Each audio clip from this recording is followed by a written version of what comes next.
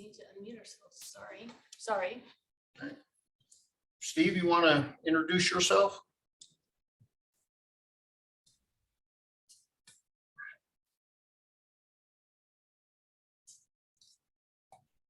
Judge Carl's ready, I think.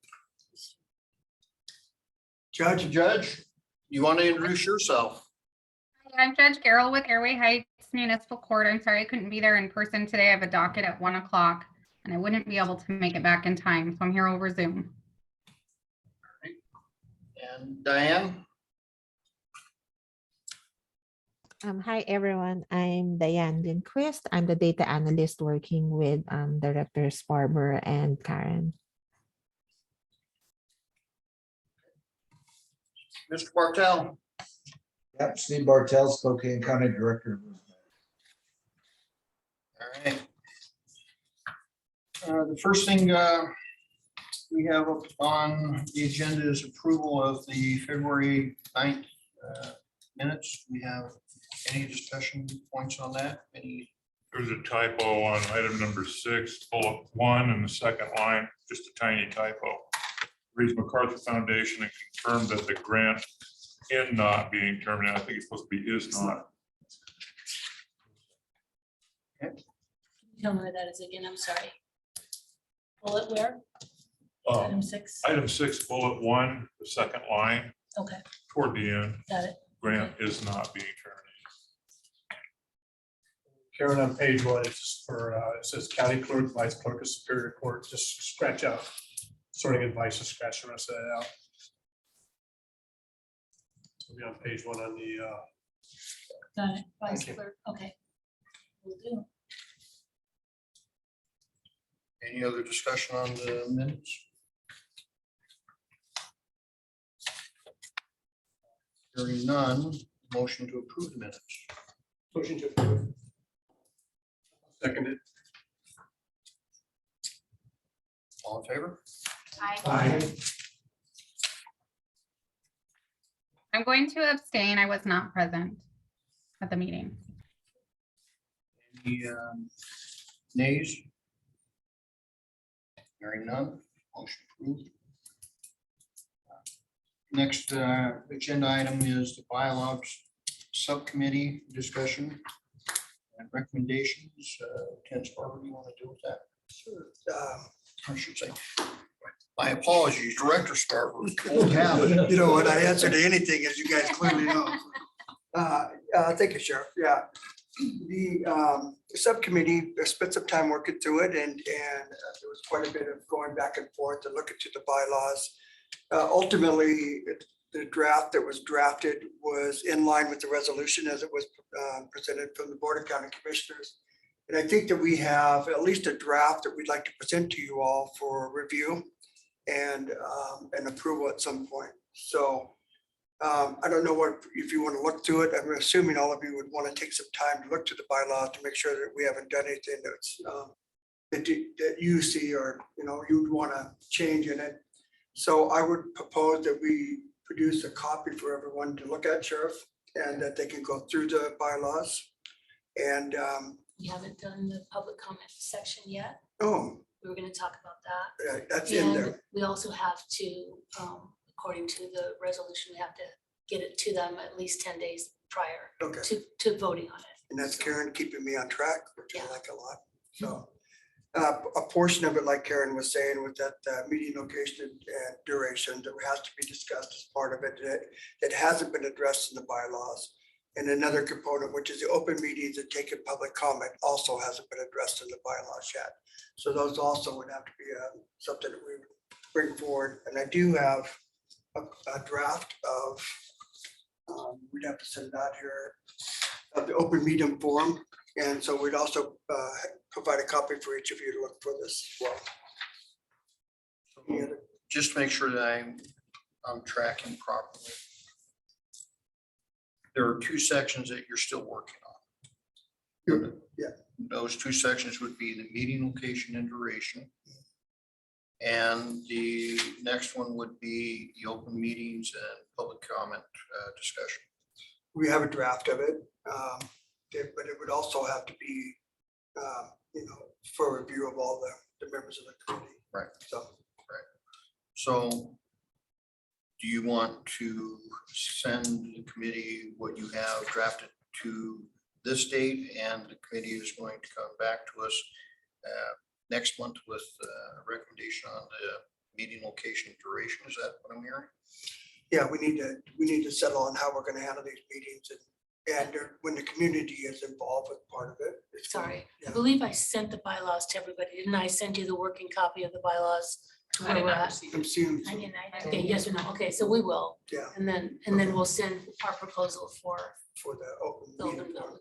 And then we do need to, where we want to meet.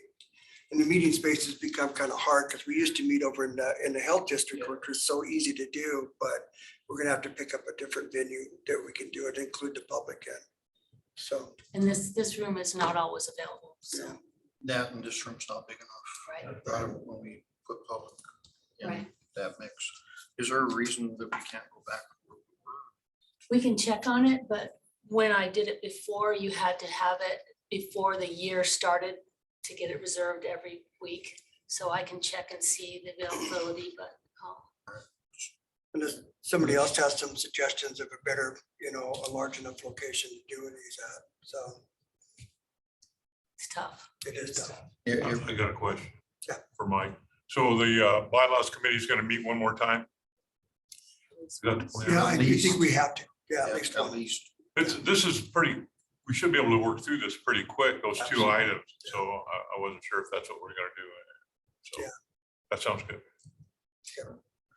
All right, so you'll check down there, because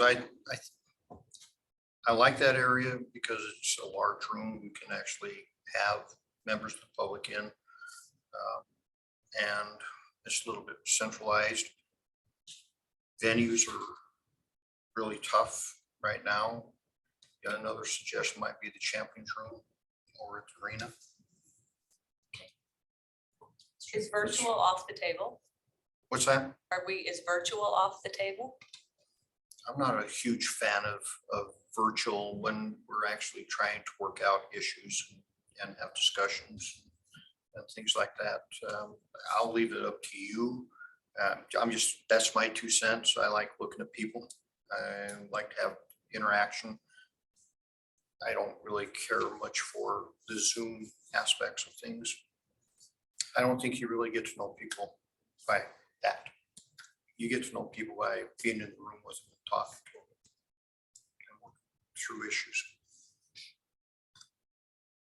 Sure, I'd agree with that. I chair a lot of meetings with the American Bar Association, and we just had our most recent big council meeting, and that was the consensus, is that when you're trying to actually do problem solving, it is much more difficult.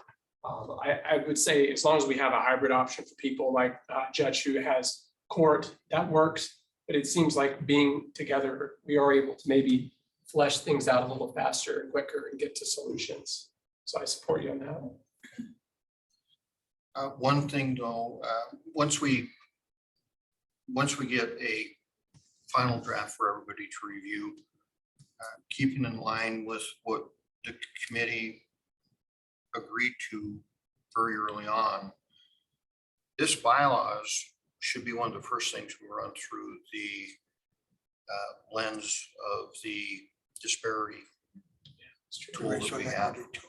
I don't know how that works. So you might want to have that in the back of your mind of, okay, we've reviewed it. We're getting ready to do a thumbs up. How do what process are we going to use to run through the disparity lens? Yeah. And we've never done it before. Something that we need to think about and what that looks like. A thought would be a subcommittee that actually walks it through, or the current subcommittee takes the tool and walks it through the tool and gives us a report back. Just however you guys want that to work, have that in the back of your mind for next month, because I'm hoping that we'll have a finished draft by next month that we can go, okay, it's time to vote on this and get it out. If you're going to do that, we have to run it through that tool first. Can we see the tool so we know what we're looking at? Isn't it a questionnaire, basically, or? basically. Basically a checklist. I'll Checklist. send it out. Okay. And I'm trying to remember, Maggie did a walkthrough on the ride share proposal for that initiative, is been a my while back. recollection. She gave me a point of contact also, just in terms of how they put that team together.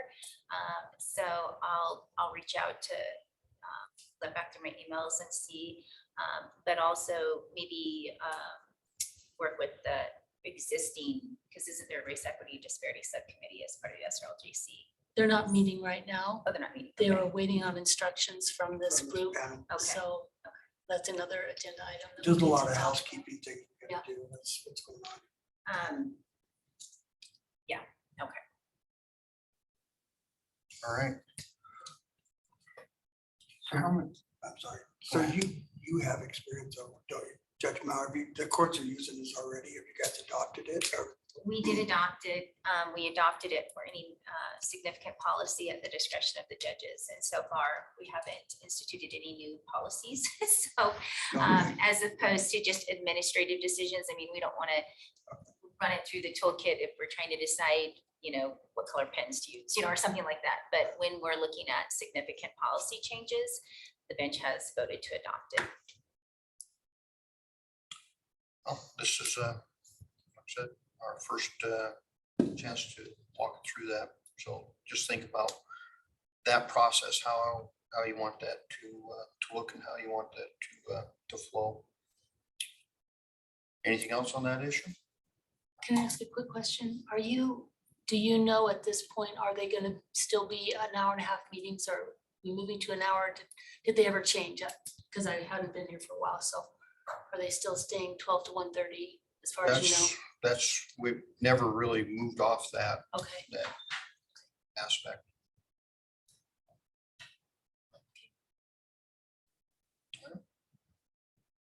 All right, the next item on the agenda is the at-large community representative position.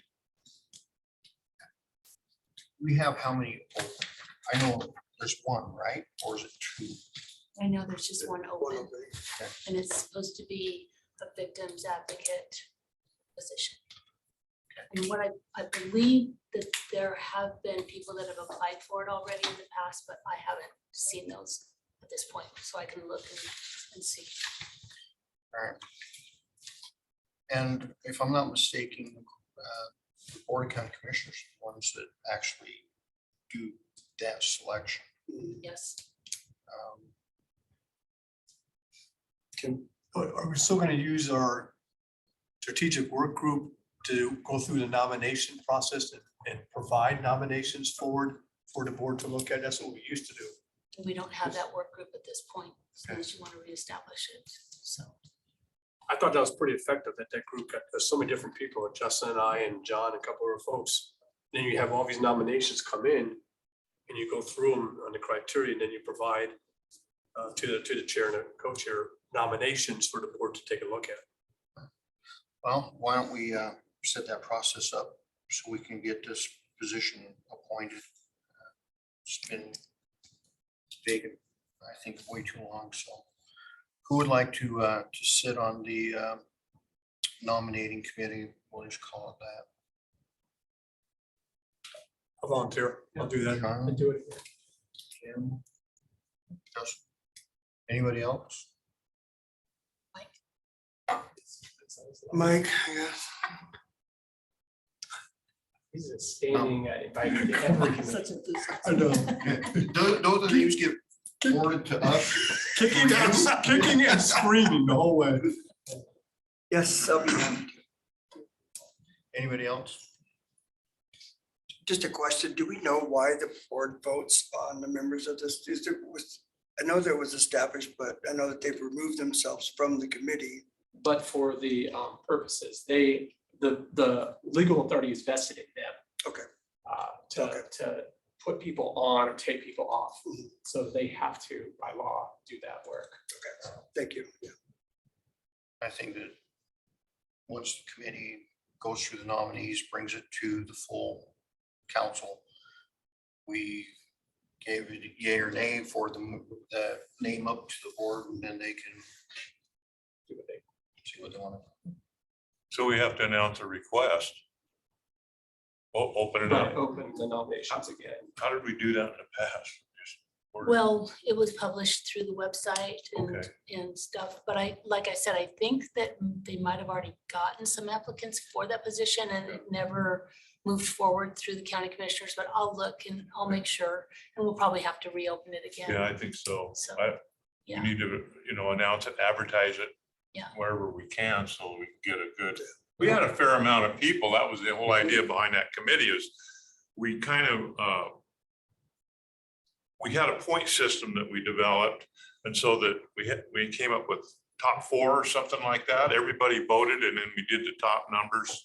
Depending on how many, because I know that we did usually top 3, but we expanded it when we had a large group. We had multiple openings we're trying to fill. Yeah. Yeah. Okay. And just one question, and this time around, are we doing it by category again? Or just by 4 at-large representatives? There's only one position open right now. Okay. It's for the victims advocate position. That's By what it is. category, okay.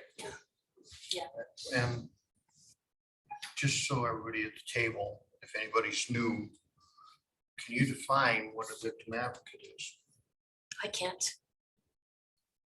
It's just in the, It's It's just called in the out. resolution. So, Right, hence always the dilemma. What is a victim's advocate?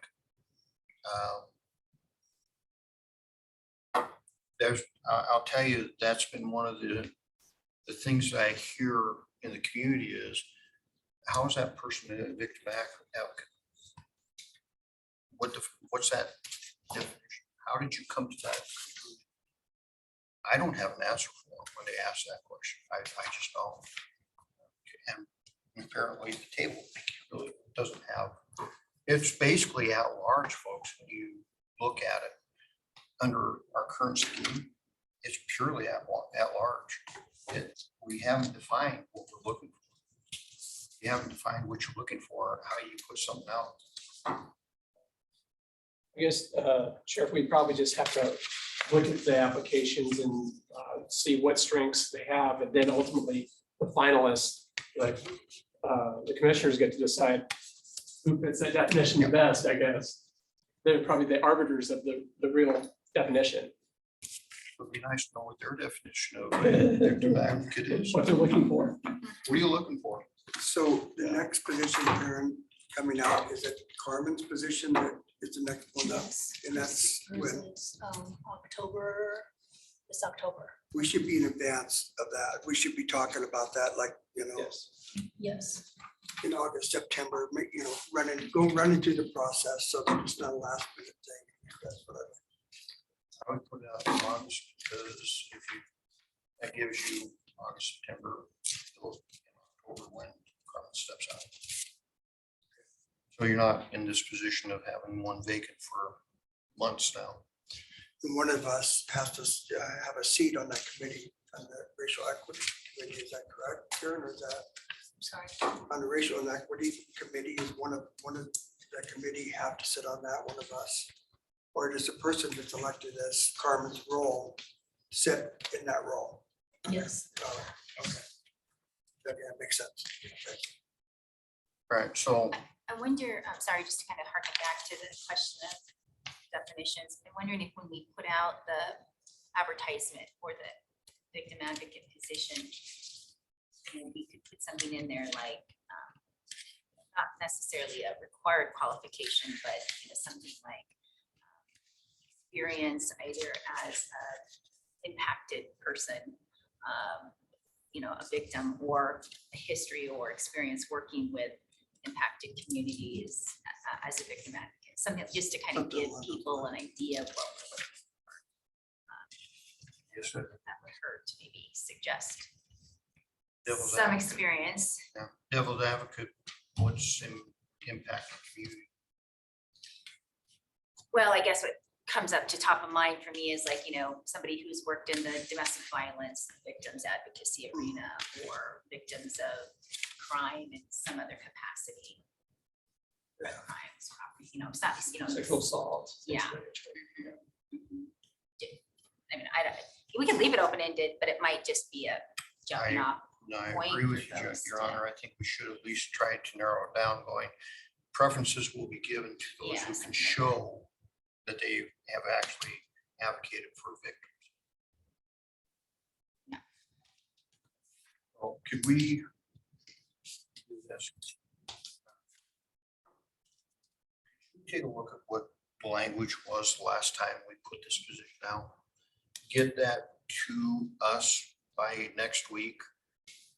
Ours, The posting. yeah, our assignment would be take a look at that, make recommendations, get that back to Karen so she can craft out the announcement and have the announcement out before our next meeting. I'm not sure that we are gonna have anything in writing, but I'll look and see.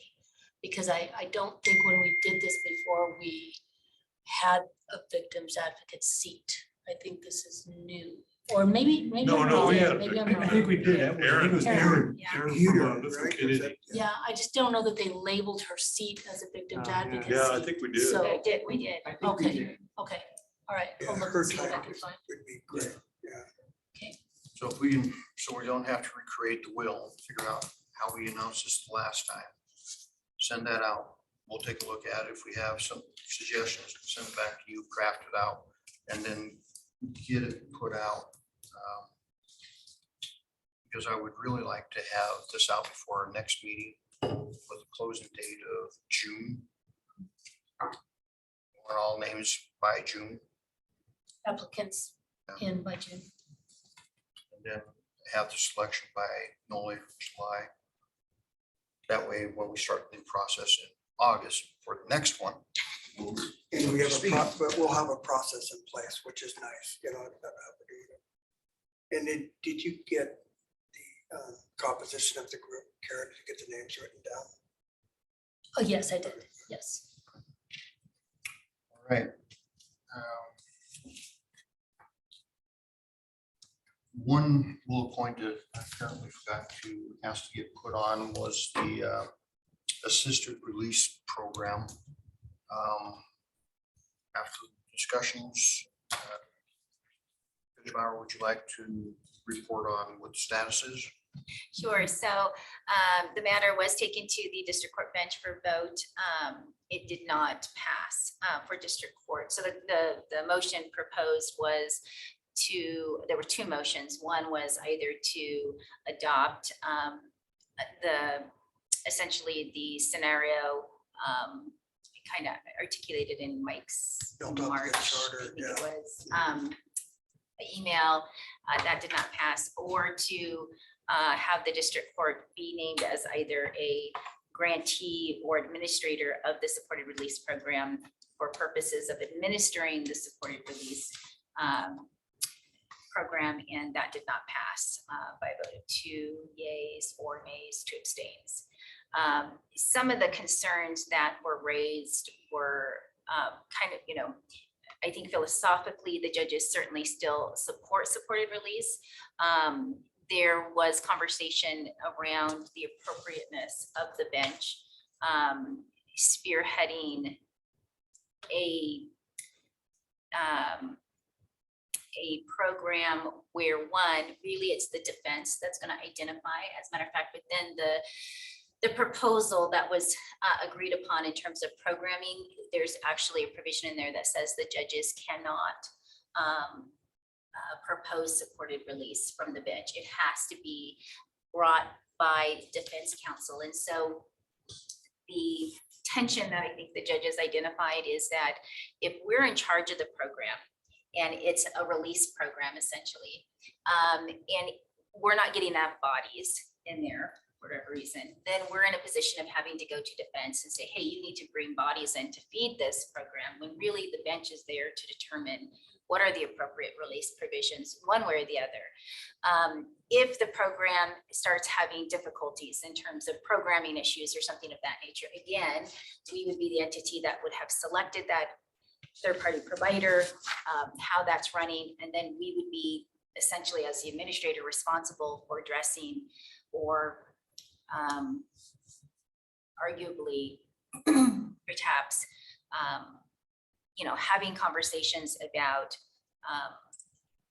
the functioning of the program, it could create the appearance of a conflict in the sense that here's a program that we're putting on to release people. And if it's not going well, then we are then going to get in the weeds and try to, facilitate how to fix that problem, when really the bench's role is to either release people or not release them. And those factors. So those were some of the concerns that were brought forward by the judges in terms of us taking it on and administrating it as an administrator. So that's where we're at. I will say that they certainly have no issue with referring folks into a program of that nature. That they, by virtue of the proposal itself, you're not going to see folks who have DUIs or DVs being released to supported release, because the programming itself requires that the only release condition be no new criminal law violations. Well, we statutorily have to impose certain release conditions if it's somebody who has a DUI that's had more than one. If it's a DV, the judges are going to impose no contact orders, so that would require those folks not to qualify then for the supported release program. So you're looking at really low-level driving with license suspended thirds, that cases by virtue of right now, if the court releases them on OR, those are the only conditions we're putting in place anyway. So, and I think the judges are comfortable with the population that would be appropriate for a supported release program. But there's some concern about either a true conflict of interest or perceived conflict of interest if we were the party to initiate that as administrators. That leaves us with a decision point a bit. And there's really two paths. Do we contact MacArthur and say it's just not a fit for Spokane County? Or do we look at it and see if there's another division within the county government that could actually be the sponsor for the program and go from there? Those are really the decision points. Just a couple clarifying points. I'm sorry, John, to cut you off. Yeah. And I have been talking to Judge Mauer quite a bit on this project. One is that when we proposed the one that included the pretrial services, which would be to provide the supervision component on this, and we proposed it to MacArthur, they were not in favor of it. They felt that was too much supervision out of the community for people that would otherwise either be released or could bond themselves out and be released out into the community. And secondly, I proposed the original one, which was running through the Law and Justice Office, and that we would pick up a third party and then run the program, that methodology. It has some oppositions from risk management and from the prosecutor's office as proposed.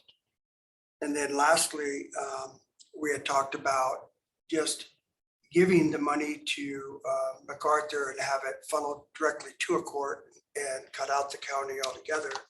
And then that one also was met with a little resistance from MacArthur. So there's a couple different things at play here that we have to consider. But I'm open to any suggestions that you guys have to move it forward or to terminate. So who had the authority in the New York model? So they went to a no bail system, right? And then, as I understand it correctly, okay. The executive, the money was held by the city of New York, Okay. and they contracted with the third parties. So it was essentially our original model, which would have been the executive that would have had the money, the county, and they would have made the contracting. So that's how New York did it. Okay. Yeah, and that's how Maggie wrote up the charter. Right. Was like that charter, yeah. So I was wondering, so I heard what the sheriff said. We had two options: either we accept the program or we give it to another department. Is there not a third option possibly? Don't we have other programs, diversion programs, therapeutic courts, other programs that are similar to a supported release that we could say, hey, this is a better fit for us. These are programs we already have in place. Would McGough be willing to support maybe those options? That's a good idea. It's just, And I'd be open to look at those too. we have fantastic therapeutic courts in Spokane County compared to, because you talk to the rest of the state, we have great therapeutic courts in both Superior and District Courts. I think the difference is that those courts are primarily focused towards litigation and disposition. So you're going to be in a therapeutic court if, you will, whereas I think the supported release, as I understand it, I could be wrong, Right. but the grant proposal and the supported release project that was, it's sort of like what MacArthur said is, if you're interested in reducing the pre-trial population that you have held in custody through a supported release model, give us your idea of how your supported release model will go, and we'll decide whether to give you the money for it. So then that's what we did. And they said, yep, here's the money for it. We agree that, this initiative to address your pre-trial population in the jail will give you whatever, $400,000 to address that. Whether or not if we totally changed the model now and said, well, we're not going to focus in on addressing pretrial population only, but instead litigating files that are in litigation and then predisposition or post-disposition, which is what primarily our therapeutic courts address. That's a totally different, I would think, funding proposal. I was just trying to find another Yeah. option. Do we have another option to present to them, a different diversion program? I don't know. I've had conversations with the foundation now. Mike's doing that. They seem to be willing to work with us as long as it was sort of on point. But I don't believe from my conversations, and you can tell me, I don't think that if you deviate too much, they would prefer the first option from the sheriff is like, well, you gave it a go, but this doesn't seem like it's going to work, because from what the judge said is exactly it. This is a focus on pre-trial, really that very front end, because our whole grant proposal was about failures to appear, because the data showed that that's really one of the main drivers of our jail population. We can't get people back. And so that was how we sort of designed all of our programs, the cell phone initiative, the rideshare Right, initiative, all the other things that are part of this grant cycle. So I think that if we went too far afield, they're just going to say no. So I think the sheriff's right, that it's either we find another entity to host, or we have a conversation with the foundation, that Mike has that conversation, say, we're at loggerheads over this. We've got some, issues that we just can't resolve. What do you want us to do? Most likely be, return the money. Well, and then also there's a core group that's involved with this too. Right. They would have to have an opportunity to weigh in on it too, so. I think that's pretty much the gist of where we're at core, but I missed the last meeting because I wasn't available, so I don't know if Judge. I was gone on Yeah, vacation. both of us were gone. So, So. yeah. It was a pretty festive conversation, I think. You were there, Colin, right? Yeah. I was, yeah, Yeah. it was. So, I think from the bench, from district court's perspective, they initially supported, and I believe would continue to support a model that went through the Office of Law and Justice. In terms of potential liability, which is what is continued to be raised as the challenge. Again, we're not talking about people that would be being released on charges that would require additional conditions. So no DVs, no DUIs. You're talking about low-level misdemeanors, simple misdemeanors. And so, quite honestly, I think Mike and I had a conversation the other day. I said, I'd like to see the data that shows that, in the last 20 years, someone released on a driving with license suspended third charge went out and committed some kind of crime that would have resulted in liability to the county. I haven't seen that data, but it seems to be, sort of the argument. Aside from that, there are ways to legally address that potential liability that haven't been looked at. I don't know why, but they haven't. And third, the judges release people all the time. And whether that is an OR or holding them on bond, if they're released on bond and they're given conditions for release, including known and criminal law violations. That isn't a surety that if they post that bond and somebody puts that money up for them, that they're not going to go out and do something to violate the conditions of their release. So I think some of those liability arguments can still be fleshed out and are a bit of a red herring, but ultimately that's a decision that I think the executive branch is going to have to make. I would just use caution on low-level misdemeanors not being released and not causing more, because many of the felons that we deal with on a continual basis get arrested on misdemeanors all the time. And they get booked in on the misdemeanor. They have an extreme felony record. And they could be arrested for that low level and qualify for this, get released, and might have an issue here. I would agree on the data aspect that we need to do the research on that. But here's a thought. From my perspective of, there's two natural places for this program to rest. One, and I'm just bouncing it out there, is the thought, the defense. I mean, we could have you act as the pass-through and controlling department. I don't know if the legalities, I'm just throwing it out there. Sure. First option. Second option would be Mike's new org. And at that point, Mike's the pass-through. It gives the courts the option of using assisted release.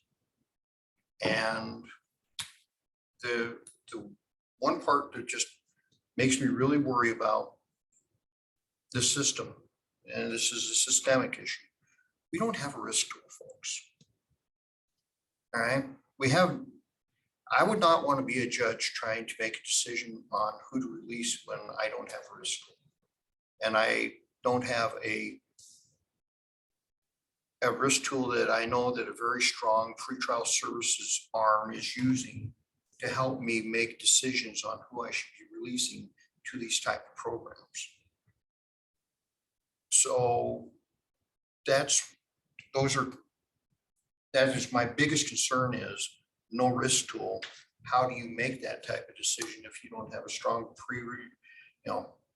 pretrial release, doing the research with the risk tool that goes, yeah, these are the groups that would qualify, Your Honor, to be in assisted release. So I would recommend that maybe defense and Mike, you guys have a chat, figure out the pros and cons of housing one or the other. And once you make that decision, I think we could just go back to MacArthur and go, all right, we're going to house it in one of these two entities. Here's the way we're going to run it. We're going to run it under your the grant parameters. We're offering it to district court. And then it's really up to the judges if they, who they put into that program. If I may, my concern, and again, this is my first meeting, so you guys can correct me if I'm wrong, but does the supported release, whoever's administering supported release, is there oversight? Because if there is, then I would say my office cannot be involved in that at all. You're asking us to represent and then present and actually violate rules of professional conduct by giving information to the court that causes sanctions, jail time, or problems for the client. There's no reporting. There's no reporting. There's no reporting in assisted release. Well, there's a requirement that they meet with the third-party provider, who is the entity. So the way it was established is that an RFP would go out who would provide these social services. The RFP would presumably be a community provider, third-party provider. They have to meet with that person within 24 hours of their release. When Maggie had it, the intention was going to be that third-party provider under the RFP would provide a person at time of release, they were going to actually go into the jail to ensure that that happened, because the judges said, we will support this, but we want to know whether or not they made that initial meeting at a minimum. And then, of course, if there are new criminal law violations or if they fail to appear for court. Those are the 3 elements that we're going to get reports back on. So there is So there is some some level of oversight. reporting. And the third party was to develop this risk estimate internally, according to the charter. It was one of the KPIs that they would have to do. But, you know, just another point here is that if it flows through the county, and both our offices would be flowing through the county, right? The question it comes up are quantifying what the risks are that Judge Maurer was just talking about. And can those, you know, those risks be minimized? Otherwise, if they can't, then it's going to be an answer of no, you know, and that would come from the prosecutor's office. I know that you guys had some concerns on it. And I know also that risk management had some concerns on it. So those would have to be Steve's on. identified too. And Steve is on the line here. I keep forgetting he's up there, but those 2 things would have to be addressed. So, If I yeah. may, and Steve, maybe this is a question for you, but I guess I have some questions about the liability concerns, quite frankly. Yeah. Judge Maurer already said it, right? I mean, the option is you instate a bond, you release on OR, or something in the middle, right? Judges right now have discretion to use pretrial services as monitoring. Right. Why isn't this just another option somewhere between bond and release? And how is there more liability than there would be under any other situation? Let me speak to that because I spoke to Prosecutor Haskell and find out the same thing, and Larry was very clear. I really don't have an issue with that. It's really up to the judge, you know, and he didn't have any issues with moving this thing forward under the models that we're presenting, because no matter what happens, you OR somebody and a wrong person got OR, there's liability in that. There's no more liability because this is truly OR with programming attached. That's really all this is. It's OR with programming attached. The liability I don't see is any greater than a pure OR. But here's one thing we need to understand. Under the pure New York model that MacArthur has presented, Judge, once you release, there's nobody reporting violations. That's not part of that model. Good. It's just not. It's not there. A new criminal violation would be reported. Failure to appear. That is the only thing, and that's because they got hooked for something new. Right, and that is the model that currently exists though, right? And that's the reality that we exist in right now. Yeah. We don't, because again, you know, there's a constitutional prerogative that the court cannot pre-trial require any kind of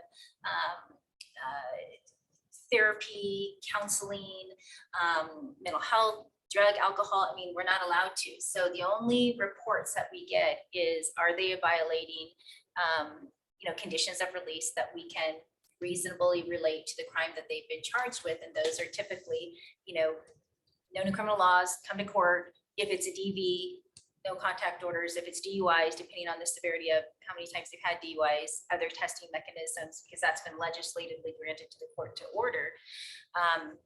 But those are not the population of folks that we would be dealing with.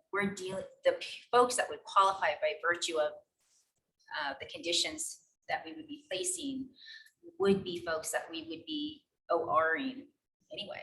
Right. And right now, when we OR someone, we don't get told, you know, what they're doing or, you know, how they're doing, other than if they commit a new crime or if they fail to come to court. So it is the reality that we're in already. It's just that we're giving them an opportunity to also, in a streamlined way, connect with services, with the hope that in this moment, I think that they are having this, you know, sort of event that might be a moment when they will be willing to stabilize a bit and get that help that they need. So what I'm hearing from you, it may not be a fit. Steve Bartels. Yeah. Go ahead, Steve. And I just wanted to add, I don't know why we keep bouncing the potential liability back into this equation. You know, I met with Judge Maurer and Senior Director Sparber quite a while ago. And, you know, we talked this thing out, and quite honestly, I agree that I didn't see any increased risk or potential liability from any of the other programs that we have in place. And I think the issue isn't about risk, isn't about even a tool. Again, this is pre-trial, this is a voluntary program, you know, and this is just getting people to service. The issue seems to be the funding mechanism. You know, it seems the district court isn't happy that the money would come through the county commissioner's office, who quite honestly have all the responsibility for funding county programs. And so if, you know, that's an issue of funding, it's really up to Arthur, right? Are they willing to give the grant directly to district? Are they willing to, or are they saying, no, it'll go to the county because that's where the grant goes to, the MacArthur grant, and therefore the county needs to go out and find the third-party vendors. So, you know, I think we should stop talking about the potential liability from the prosecutor and himself, because I think that's off the table with this program. It Yeah, is. let me clarify, Steve. The bench was not opposed to the funding going to the county. The bench was opposed to the funding going through the county if district court were to be the entity responsible for administrating the grant. So what had been proposed was that the funding would go through the county. The ultimate sort of authority for programming purposes rested with the BOCC, but it would be the court who would go out and get the RFP, would be responsible for all the administration of the personnel working, you know, whoever won the RFP, you know, collecting the, you know, ensuring the collection of the data and all of that.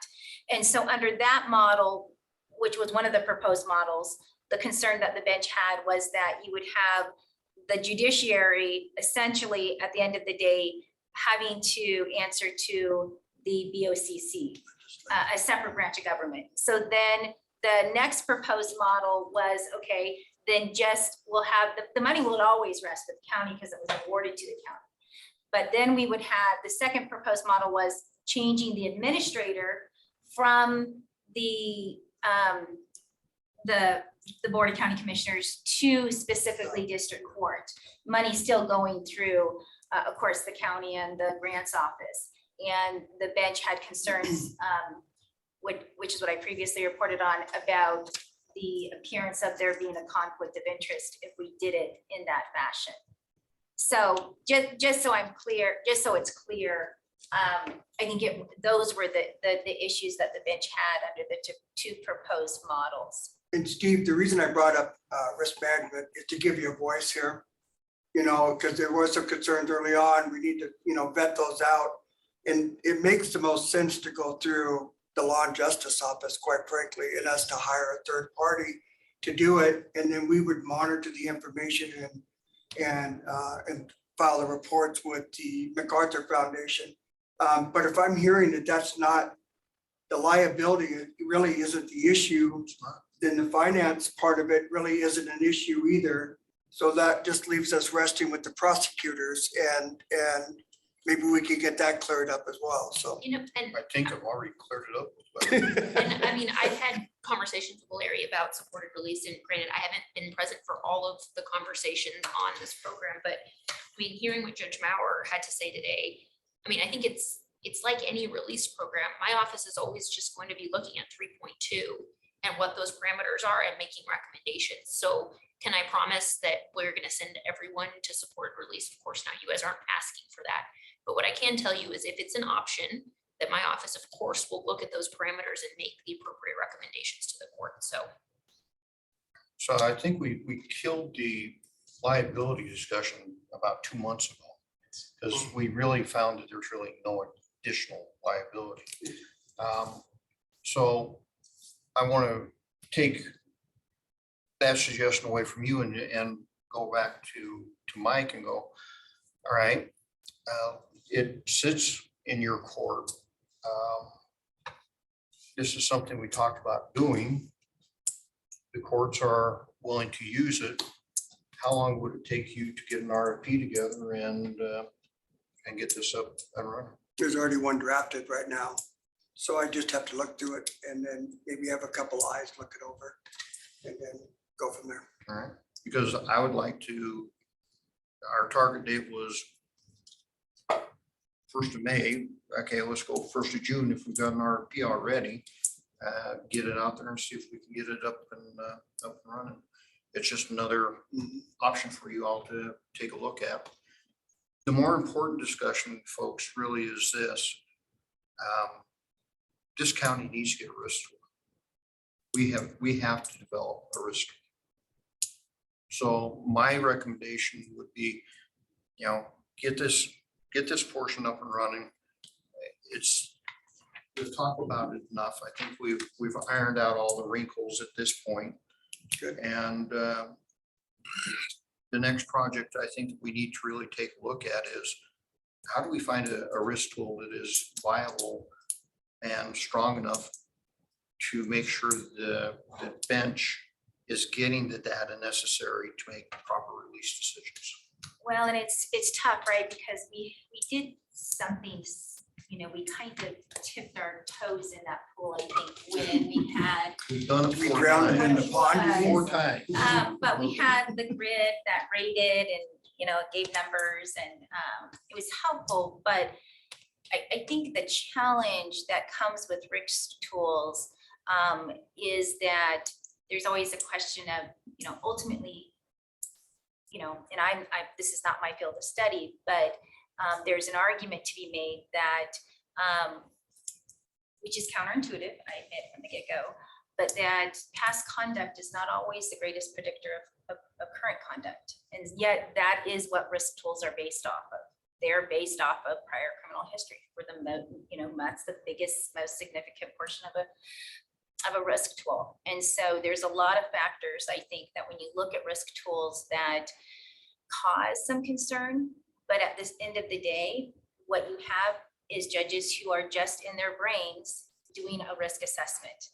And so, it's happening. It's just happening on a gut basis, I guess, for lack of a better word, based on the information that's presented to any particular judge when they're making that release decision. We look at their criminal history, we look at the information that's provided at first appearance from the state and from defense counsel. We hear about the 3 2-point factors. Do they have connections in the community? Are they employed? All of those things. What are their age? We're assessing all of that, which is what a risk tool does. Just in our minds, and then we make a decision. But, some of the challenges we had, and I can't remember, what was that tool we were using? Safer tool. The safer tool, yeah, is. The ORAS and then where are the other ones that we use? Yeah, we would have PSA. recommendations to release when it was, there were some significant safety or risk concerns. And then there were times when it seemed like it was appropriate to release them, but it was saying not to release them. And so, there's a certain amount of challenge with those tools. Is there something better than nothing? I don't know. That's what we're gonna have to decide. A couple of things. I know there's been a lot lately on the use of risk tools as far as bonds, jail or not, and the actual increase in disparities. And in the last 2 legislative sessions, there was legislation put forth to no longer allow for the use of those. So I know they didn't pass the last 2 years, and next year being the long session might be something to keep an eye on. Tori's right. There's a huge push within certain areas of criminal justice community to say that, these are actually worse for the system because they perpetuate disparities. And so we've had sort of like whiplash when it comes to risk tools, that you have at one point people that were for them are now the people that are against them. And it's like flip-flopped. And I used to tell Colin's old boss, Tom Kuzminski, that he was one of those people, because at one point he was for them and then he was against them. It was as the science evolved, positions have evolved. So I don't know where we're at. I know that internally on the city side, because we have a smaller sort of pilot we're trying on supervised release, they're using some risk tools because they're doing those evaluations right now in-house because we haven't been able to find a provider. And so they are using those. But at the end of the day, it's still a judicial decision that our judges are making, even with that information. I know that what you're asking, Sheriff, is that the judges just have more information available to make, more informed decisions. But risk tools may not be even available for us to even contemplate. Well, I guess maybe the proper question is for the bench is, are you getting the proper information you need to make those decisions? If you think you're getting all the information you need to make those decisions, then mute point, don't need a risk tool. I think the bench is getting, in terms of hard data we get, from pretrial services, the NCIC information. So we're getting historical data from other jurisdictions outside of even our own. And then we also get Washington State history on felony and misdemeanor levels, as well as failure to appear numbers. And then you have the 3.2 factors, which are more subjective. So, and that really is where I think where the defense comes in. There's certainly the opportunity for the bench to get that information. So do they have connections with the community? Are they employed? Do they have, someone who is going to, help them get to court? All of those different factors that the judge is going to take into consideration. I can say that the opportunity for the bench to receive that information is there. And so, more information is always good information, but,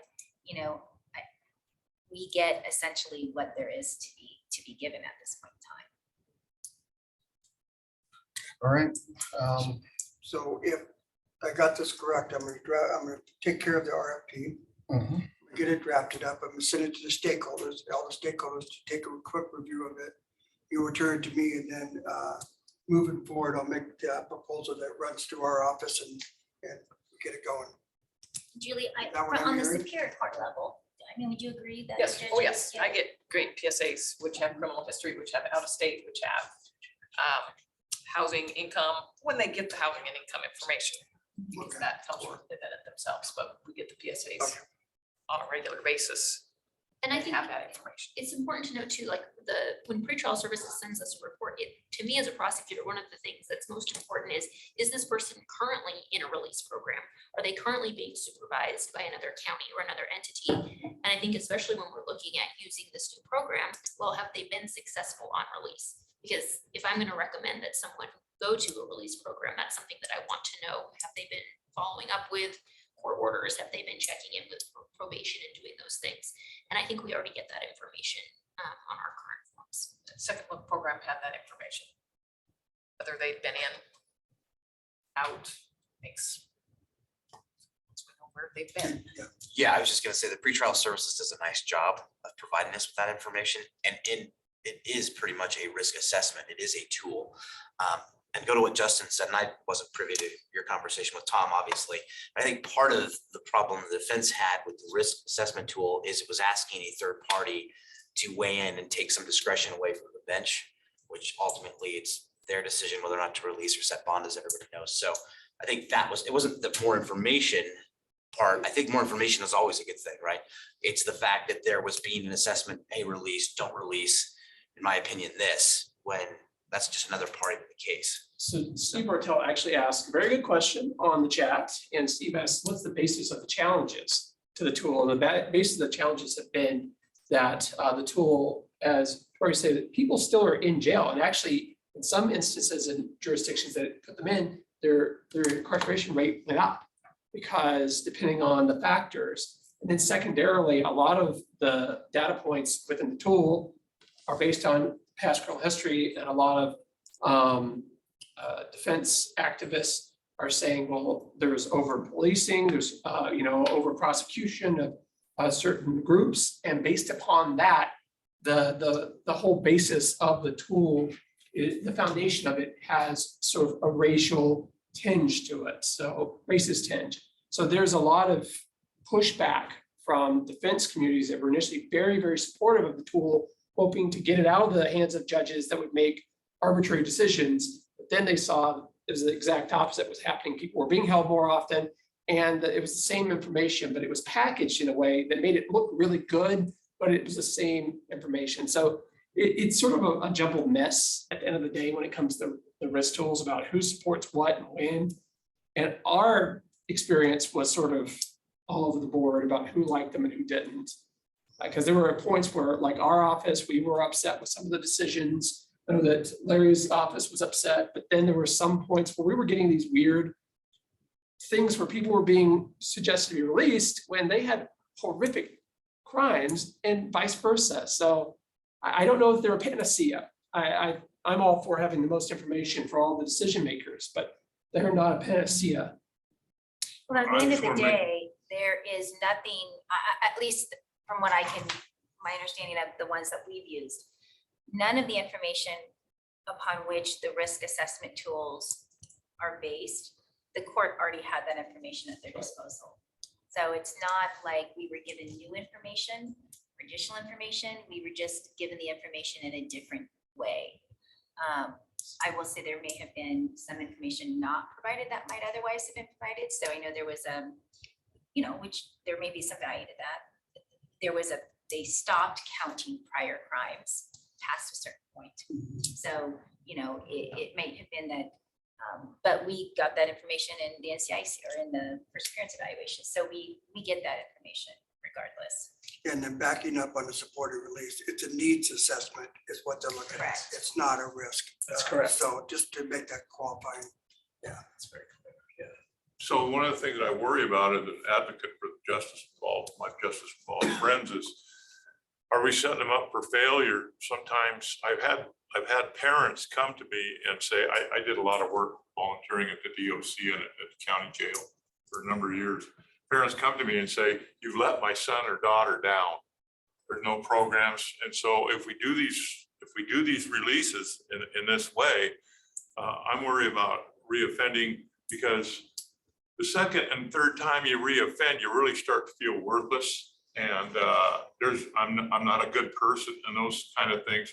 We all know we got 85% of our incarcerated friends have mental health issues. And so we have to be really careful about that. And so I just want to advocate for them. Sometimes it's not the best idea for them to go. And so that's why I look for a risk tool in order that we can keep families together and, go through a process of trying to understand, is this person going to reoffend, or I don't know how to do that. I don't know what to say about the risk tools, but I've seen people just break down. By the time they get to Airway Heights, they're pretty much, well, forget it, my life is over. And so we're at the county level here, and so we need to be mindful of some people just are struggling, especially the younger people. They think they got off, guys in their 20s and stuff like that. I did primarily men, but I just want to throw that out there. I've heard that same comment from both offenders and family members of, if you would have just held me, I probably would have changed. Right now, we don't have any programs. Or a father going, you guys didn't do anything, you didn't hold her accountable, and now she's dead. So I hear what you're saying on that. So Mike's has his marching orders as far as we're going to go with the assisted release. I'm hearing from the bench that not no issues. assisted or a risk tool, probably not something that we need to go back and revisit. But I can go back to my bench and ask them. I just don't know that it's, I think there are concerns and questions about risk tools at this point in time. And because if that's really not, again, watching this evolve, 10 years ago was thou shalt have a risk tool. If it's getting to the point where, well, okay, fine, it's the judges are getting everything they need to make those decisions. That's just another thing that we can, okay, we tried that. We don't need to work on that. And And, you know, make sure the judges are getting all the information they want. If there's something we could do to improve it, you know, that might be something. So that would be something I'd ask the bench at the superior and district court levels is to evaluate. Are you getting what you think you need? And if you are, we won't worry How about do it. we do If it? you're not, maybe there's something in pre-trial that we can strengthen without going back to the risk tool discussion and rechurning that water.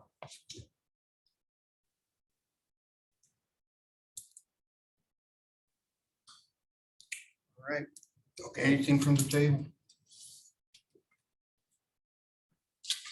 I will not be here next month. I'll be in Scotland for counterterrorism training, so Mike will be chairing. And Good old Mike. No. and he'll be coming back with a report on the RFP, and in fact, we'll in June be able to kick that program off. Thank you.